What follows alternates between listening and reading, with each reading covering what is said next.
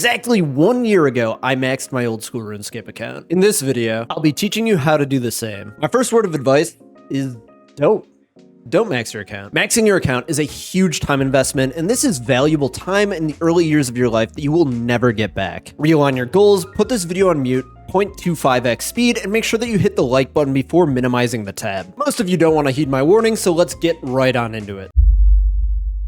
First things first, remember, this is a marathon, not a sprint. Maxing an old school RuneScape is burnout city. This game takes so long to progress in any capacity, and this is the longest grind in the game. My advice to you is to set smaller incremental goals that lead to your final goal. And even then, this is such a big one that I recommend separating those goals into smaller and even more incremental goals to keep yourself from burning out. Here's a quick example. So let's take our overarching goal of maxing your RuneScape account. Then let's take a smaller goal like getting 99 Slayer. This still takes hundreds of hours. Instead of getting spotty 99s one at a time, I recommend breaking this down further. And what is a better way to do this than the smart model of goal setting for business? If you have a soul-sucking corporate job like me, you probably are already aware of this. I know it might be a little bit corny and I put this in way too many of my videos, but it is a really good way to set goals. When you're setting a goal in RuneScape or any other area of your life, you want it to be specific, measurable, attainable, relevant. We're gonna ignore T because you shouldn't be setting a deadline for a game you play for fun. My suggestion for the first big goal on your road to maxing your account is actually gonna use the example that I showed previously. Complete all the quests in the game, get yourself that quest cape. This is gonna give you access to all of the pieces of content in the game. Tons of quests grant you experience rewards, and just getting the requirements needed to complete all the quests is gonna set you up with 1521 total. But you're likely gonna be much higher than this by the time you're actually done with it. In a similar vein, when you're done with all your quests, it's time to set your sights on the diary cape. That's right, all of the diaries. They give you awesome perks, tons of experience lamps, and it's going to be a really good way for you to structure your grinding for each and every skill. Unlike the quest cape, the diary capes do have some very serious requirements, so this would be a very good way for you to figure out which skills to train and how high to train them before moving on to the next one. Finishing your diary cape will put you around 2,000 total. That's a lot of progress, and I think you're going to have a lot higher than that because this has you at 50 attack and 70 HP, and I just don't think that's too realistic.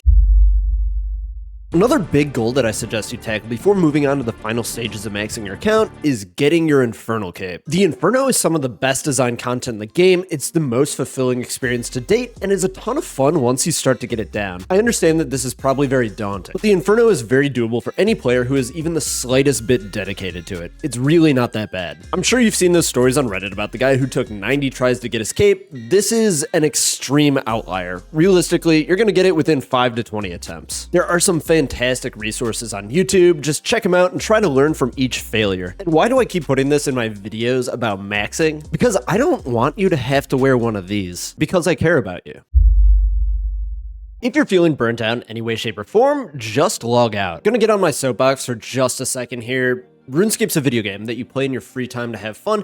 If you're not having fun, you should go do something else. Realistically, maxing is not a full-time job. It's not really that important to even your gameplay in RuneScape. It's more of a side quest, so treat it as such and don't ruin your mental health or your physical health in order to get this done faster. In this section, I'm going to be talking about the best way to level up each skill, and I am going to have to move through these pretty quickly since there are so many of them. In the future, I'm going to be making some skill guides that are a lot more in depth. For this video, I'm going to assume that you followed my guide from the previous section here. You already have the diary cape from the last segment, and we'll assume that you're training your skills from the minimum requirements from that. For this section, I want to focus specifically on the melee combat skills, as the other styles will have their own sections. By that we mean attack, strength, and defense. For a lot of the methods, I'm going to give you an AFK method and one that might be a little bit more involved. Melee is going to be mostly AFK, and we're going to be starting off at crabs. There are several different types of crabs that you can kill. I recommend killing the ammonite crabs since they have much more HP. For gear, what you're going to want to do is maximize your strength bonus. This is the melee strength right here, so it's basically just going to be your best melee gear. These don't hit you very much, if at all. If you want to be safe, you could bring a couple food, but I recommend just bringing super combat potions. One plugin that I do recommend you get is the NPC aggression timer. What this does is it's going to tell you how long you have before the monster becomes unaggressive, but more importantly, it's going to show you the line on the ground where you have to run to reset your aggro. So right there, I reset the aggro on the crabs and I can go back in, but as you see, it pushed it out a little bit further, so I do have to run to that edge next time. Probably the most AFK method for getting getting your melee stats up is the Nightmare Zone. This is more in depth than the crabs and everything, so if you are looking for the most AFK method to get your melee stats up, I recommend looking up a dedicated guide for this piece of content. My personal favorite way to train your melee stats is the Slayer skill. This way, you're killing two birds with one stone. There's a ton of super AFKable ones where the monsters are aggressive, like these Ankus right here. All you gotta do is throw on auto retaliate and let yourself go to work. The Slayer helm is also a massive DPS upgrade, and more damage equals more experience per hour. Range is super similar to melee in that you gain experience by doing damage, and by doing more damage, you get more experience. So the crabs, the Nightmare Zone, and the Slayer are all going to be good options as well. However, ranged is a little bit unique and has two other methods that we should mention. Lo and behold, the Dwarf Multi-Cannon is for more than just protesting RuneScape's Pride events. The cannon uses range to hit all of the enemies around you. This is especially useful in Slayer tests that are in multi-combat. Dagonauts here are a great example. It can give you roughly 80,000 Slayer experience per hour, and it will greatly boost your range experience while training the Slayer skill. Chinchompas are going to give us some of the best experience per hour, although they are a little bit expensive. Under ideal circumstances with black Chinchompas, you can get well over 1 million experience per hour, and over 800,000 per hour with red Chinchompas. Fun fact, black chins are significantly cheaper to use than cannonballs, so if you're looking to cannon your range instead of chinning, think again. The same AFK methods are going to work for magic, but magic has other options as well. The first method that we're going to talk about is splashing. This is super AFK, but the experience is also less than you would get with any active method. Splashing works by getting your magic attack bonus so low that you can never ever hit any monster in game. What you need to do this is below negative 64 included. Then you need to find a monster that will never do damage to you or does damage so infrequently that you can heal past it. A really good option are these seagulls here in Port Sarim. Never ever pick a rat because anybody with a cat can kill it off very quickly. If you want to be more effective with this, I recommend getting the logout timer plugin. Within here, we can set our idle timeout to 25 minutes, which means that you will not be automatically logged out of the game until you are idle for more than 25 minutes. If you're struggling to find a way to get your magic attack bonus below negative 64, the wiki has a great page which details how to do so. The best magic damage in the game comes from AoE attacks in the Ancient Magic spellbook. Burst and barrage spells allow you to target up to 9 enemies at once, just like the Chinchompas that we covered in the last section, which means you can do a ton of damage with one cast, which means you can get a ton of experience with one cast. You can go back to the Monkey Madness 2 caves like we did with the Chinchompas, but personally, I think you should do this with Slayer. Barraging your Slayer task is going to give you the best Slayer experience in the game, the best magic experience in the game, and coincidentally, if you do cast this on defensive, it's going to give you the best defense experience in the game. There's a ton of great options, but my favorites are Neck Reels and then Smoke Devils because you can stack up like 18 of them. It'd sure be really cool of you guys to like the video and subscribe to the channel. There's like 3 or 4 different ways that you can train your prayer in old school RuneScape, but there's really only one way that you should train your prayer. The Chaos Altar in the Wilderness is by far and away the best way to train your prayer for several different reasons, and I know it's in the wilderness, it's not that scary. The Chaos Altar has a special effect which allows you to have a 50% chance for your bone not to be consumed. Over time, this works out to an average experience per bone that is twice as much as the Gilded Altar. You have to die for more than half of your bones to not be in the black on this. There are 2 common methods that people do up here. One is the suicide method. First things first, menu entry swapper plugin, click on the gear right here, go to item swaps, open that up and go down to the bury option. Click that on, and what this does is it changes the left click option on your bones to use instead of bury. For this method, we're just going to be bringing one inventory of bones at a time, so bring your bones. I brought a locator orb to kill myself more quickly. This is optional, and then you're also going to need a burning amulet to get up there. Once you're at the altar, just use your bones as fast as humanly possible to minimize your chances of dying up here and to just increase your experience per hour. Bones do get taken from the top now due to a recent update, so you can just spam one of the lower ones and keep your mouse in the same exact spot. When you're ready to die, you can spam click the Wine of Zamorak here to do damage to yourself. Locator orbs are going to do it a little bit faster. As you can see, we're getting hit by 10s, but ultimately you are going to need to finish yourself off with this Wine of Zamorak. If you're comfortable tanking, I recommend doing the Noted Bone method. This is going to be much more experience per hour, but you do have to risk quite a bit more. A tank setup like this, or even a much cheaper one, can do really well up there. The people who are PKing aren't very good, and even with something like this, I'm only risking about 200k. The method for this is pretty much identical. Just make sure that you do have your protection prayers up, and that we do spam our bones as quick as humanly possible. Once you've depleted all your bones, just run over this Elder Chaos Druid here, withdraw a new inventory from your stack by using it on him, and get back to work. Runecrafting used to be the clear worst skill in the game, but those days are well behind us. You have a ton of good options for runecrafting. My personal favorites are Guardians of the Rift and AFKing at Zaya Runecrafting for both blood and soul runes. Guardians of the Rift is an engaging minigame that offers decent experience, engaging gameplay, and great rewards like the Robes of the Eye, which boost the amount of runes that you get while runecrafting. It's also very involved, so I can't explain it here. You're gonna have to watch a different dedicated guide for this. Once you get to 77 runecrafting, and preferably after you get the Robes of the Eye from Guardians of the Rift, you can do Zaya Runecrafting for blood runes. This method is very chill, mobile, AFKable, and really good if you have things to do outside of old school RuneScape and still want to slowly chip away at that level. All you gotta do is mine these things, use them on this thing, chisel the blocks, and then use them on the altar. Rinse and repeat. When you do get level 90 runecrafting, I do suggest switching to souls. It's like 30% more experience, which is well worth missing out on a little bit of profit. Construction's just going to be really expensive. There's no way around that. You could always do mahogany homes for a cheaper alternative. This is going to take you 4 times as long though, which ultimately I don't think is worth it unless you want the collection logs. If you can, I recommend using mahogany planks just the entire way. This is going to be the fastest possible way for you, and you can get over 1,000,000 experience per hour. Fun fact, that makes construction one of the very few skills that you can get level 1 to 99 in the same day. I don't recommend you do this. What I do recommend you do is build mahogany tables until 77 construction. At 77, you are able to build gnome benches, which are in the superior garden. For this method, we do want to do a few swaps in menu entry swapper. You want to swap both of the unbuilt benches to build as your left click option, and then swap the built benches to remove for your left click option. Then all you got to do is build and remove these benches as fast as possible and send your servant out for more planks when needed. It is going to take you a little while to get a flow down for this, so don't get discouraged. You'll be cooking soon enough. Hit points are free. You're just going to get this to 99 doing your other combats.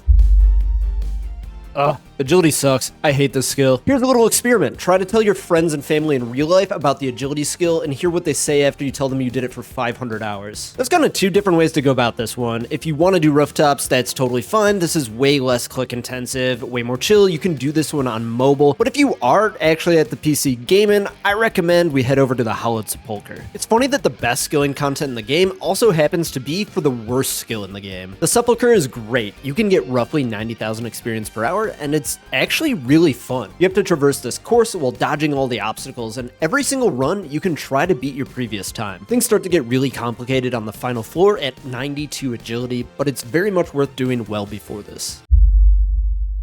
Herblore recently had an update, but it's not going to give us any new best training methods. It does give us some rewards though that will make this grind much less expensive for you. Meet the prescription goggles. They give you a 10% chance to save your secondary ingredient when you make your potions. If you have an expensive secondary like the bird's nest for the Saradaman brews, this is going to cut your expenses by over 70%. Another great item and way to save you some money is the Alchemist Amulet. This is going to give you a 15% chance to make a 4-dose potion instead of a 3-doser. Realistically, if you're going for 99 Herblore, you're going to have to be making potions. Degriming herbs, cleaning herbs, and making tar are going to cost you a ton of time in the long run, and time is money.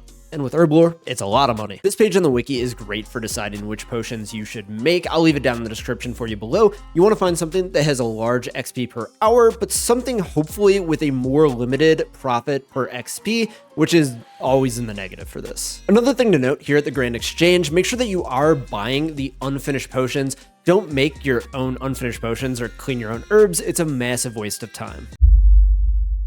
Thieving is the exact opposite in runecrafting in that it used to be sick to train it, but now it is a lot worse due to this thing. Thieving's pretty unique though in that it does have several different methods which are completely viable in order to train it. So let's speedrun through them. Pyramid Plunder. This is the classic method from when I first started playing. You can get up to 270,000 experience per hour here. Rogue's Chest up in the wilderness. This is the new kid on the block, clocking in at almost 300,000 experience per hour. You should also make more than 2 mil GP per hour, depending on how you can avoid the PKers. Or you could just sit back, relax, and spam click Arty Knights for roughly 240,000 experience per hour. Do you know how reclined this method is? I recommend the Knights. 99 is going to take you a very long time, and you want to utilize chill methods whenever you can.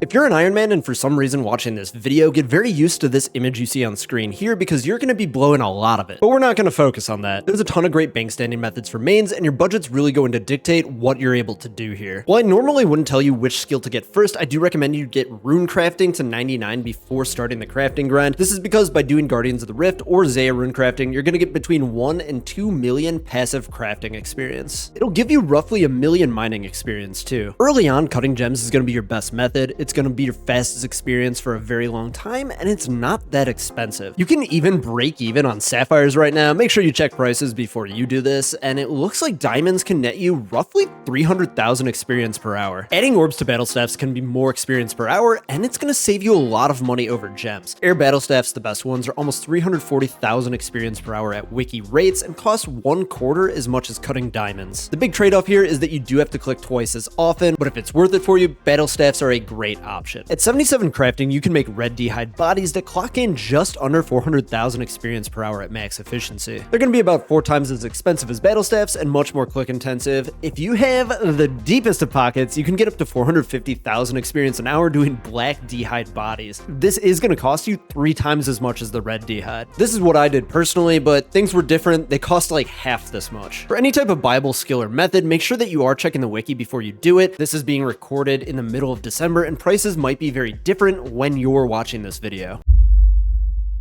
Way back in my day, I remember fletching bows was one of the most popular ways to train the skill and make money, like back in 2007. Times have changed, we're not going to be doing that. We're going to be making ammunition. Just like with crafting, check these prices before you decide on what to do, but a good rule of thumb is to avoid rune ammunition, and the faster the experience, the more that you're going to end up having to pay for it. Darts are going to be your fastest because you can spam up to 4 actions per tick. Realistically, you're probably going to get 2 or 3 per tick. You might have to change your settings to do this though. When you go to make darts, you might get a Make X menu. If you do, go to your settings here, search for Make X, and then turn off Make X for darts and bolts. Arrows are going to be your runner-up for experience per hour, but they're a good deal cheaper than darts, and they're a super viable option as well. You're not able to turn off the Make X for these, but with dragon arrows, you can still get close to 700,000 experience per hour at 1/4 of the cost of darts and with way less carpal tunnel. These methods are also great because they just take up 2 inventory spots, and you can take them with you anywhere and then just do them whenever you have a little bit of downtime. If I had to do this all over again, I think I would ditch the darts and choose the arrows.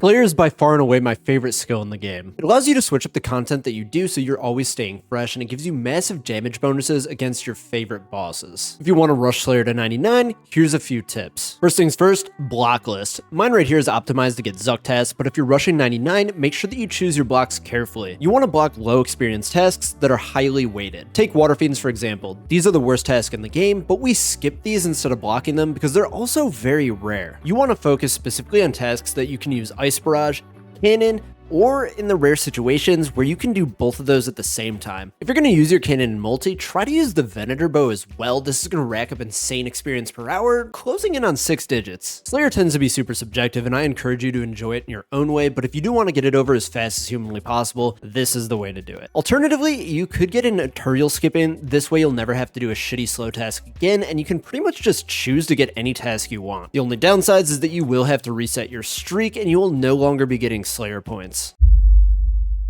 Hunter was my last 99, which I think was a really good choice because it's a really reclined skill, and you don't want to leave one of the really slow skills to be your last skill. There's going to be 2 main methods for you, and then there's also a combo method, which I think is the best method. We're going to talk about that more once we get to the fishing section. 3 tick and black chins is going to be your fastest experience, and normally I'm not really into tick manipulation methods, it's just too much clicking, but due to the amount of experience that you get from 1 black chin, I think it's worth it here. I did a ton of this on my way to 99, and there really aren't any PKers out there. It's actually kind of disappointing. I was really excited to do some anti-PKing, but I only ran into like 5 people and 4 million experience. Herblore is what I did for a vast majority of my experience, and I found that on average, it wasn't too much slower than the black chins. It might just be because I was bad at the black chins, but it is super reclined, and you should get like 150,000 experience or more per hour. Big shout out to Hunter Rumors as well. I love Slayer, and this is basically Slayer for Hunter, and you can get some really good experience per hour here. Ultimately, I do suggest you hold off on either of these methods, and you should be getting Hunter and fishing up at the same time. More on that in a little bit.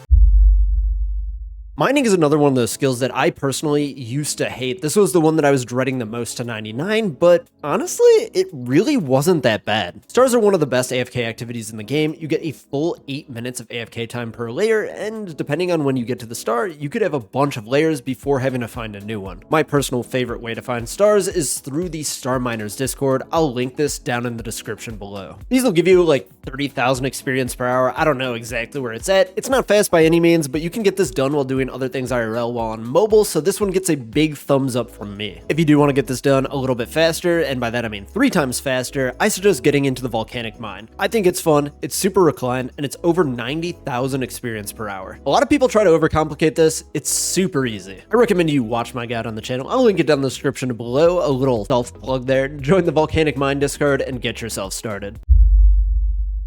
Smithing is another one of those viable skills, but this one's methods can actually make you some money sometimes. I really like the Giant's Foundry as a method. It's reclined enough to not be stressful, but it's also engaging enough to keep you going with it. You can get pretty good experience rates here. There's a ton of collection logs, and the Smith's uniform will allow you to anvil smith more quickly. Depending on your alloys, you can get roughly 250,000 experience per hour here. I recommend doing this until you at least have the Smith's uniform, because anvil smithing is one of the best methods in the game. Currently, smithing adamant plate bodies is a profit, and with the uniform I mentioned in the section above, you can get roughly 300,000 experience an hour from this. There's only one other method in the game that's going to top these, and that is the classic gold in the blast furnace. Add gold, juggle your gloves, collect bars, repeat. This one can clock in around 380,000 experience per hour, and it's relatively cheap compared to other Bibles in the game at a little over 1 GP per experience. This is one of those where I think you should focus on the blast furnace. It's so much faster. It's going to save you so many hours in the long run. It's definitely worth like the 13 mil that you have to spend. If you want pets or collection logs, great. You can go do Temperos or some other fishing method, but if your main goal is to get the max cape, you have to be doing drift nets. This method is so incredibly strong due to the experience per hour in both fishing and the hunter skill. At level 70 fishing, you should be able to get nearly 90,000 fishing experience per hour and 115,000 hunter per hour. This is more fishing experience per hour than any other non-tick manipulation methods until like endgame Temperos, with free passive hunter experience tacked on. Getting 99 fishing this way from 70 will grant you 16 million hunter experience, which is well past level 99. With my calculations, this should save you 69 hours of hunter training. You're insane if you don't do this. My general take with cooking is that you can get more than 300,000 experience an hour while AFKing fish. This is great for how laid back it is, and with so many more active skills in the game, you gotta savor that AFK time. If you're in a huge rush, you can one-tick Kablamba Blams for 900,000 experience an hour, but that's a ton of clicking, and I personally wouldn't want to do that. Once again, if you're in a huge rush, go for it, but personally, I prefer the classic method. I've never personally done this, but using the baked pie spell, you can cook pies in 3 ticks, which yields some massive experience in cooking. This is a combo method, and you should also expect roughly 100,000 of magic experience an hour on top of this. For firemaking, take Wintertod all the way up to 99. Wintertod is a little too in-depth for me to put a guide into this video, but one thing I will say is that you should not be fletching your logs. Fletching the logs adds more than 10 hours onto the firemaking grind, and we don't like that. Alternatively, at level 90, you can switch over to doing redwoods, just the old school like firemaking method back from when we were kids. This is actually going to net you more than 60% more experience than Wintertod, and I think this is worth it for most people. Woodcutting is one of those where the experience rates are really similar at a lot of these methods. I personally don't recommend you do any tick manipulation. That's just burnout city. But AFK teaks are great. Soul Steps are a great way for you to get over 100,000 experience per hour and switch up your content. They also give you tons of fossils, which you can then get experience lamps for, and then you can put all of those lamps into agility. All my homies hate agility. If your teak trees are depleting too quickly, I recommend trying Blisterwoods. They're really good in between as far as experience and AFK ability goes. At level 90 Woodcutting, you unlock redwood trees, which are some of the best AFK experience that you can get in old school RuneScape. I recommend using the crystal felling axe for the most experience possible, and you should be able to get roughly 70 to 80,000 woodcutting experience per hour, depending on how AFK you are. Farming is going to be tree runs. Skip the herbs, allotments, flowers, whatever, they are garbage. Tree runs are some of the fastest experience of the game per hours played, but with a huge downtime in between them. One of the biggest things that you can do to increase your experience per day is getting your quest cape, because you'll unlock all of the patches. You could be a total dweeb and set timers for all of these, but I recommend you just make them a daily. First thing you do when you log in, just do all of your trees and not worry about it again until the next day. It's up to you, but payments get really expensive, especially with the coconuts. I found that but I very rarely lost any of the trees with Ultra Compost and just went that route instead. I would also recommend that you start this one really early, as it's not a skill that you can just sit there and grind at because there's a large cooldown between the trees.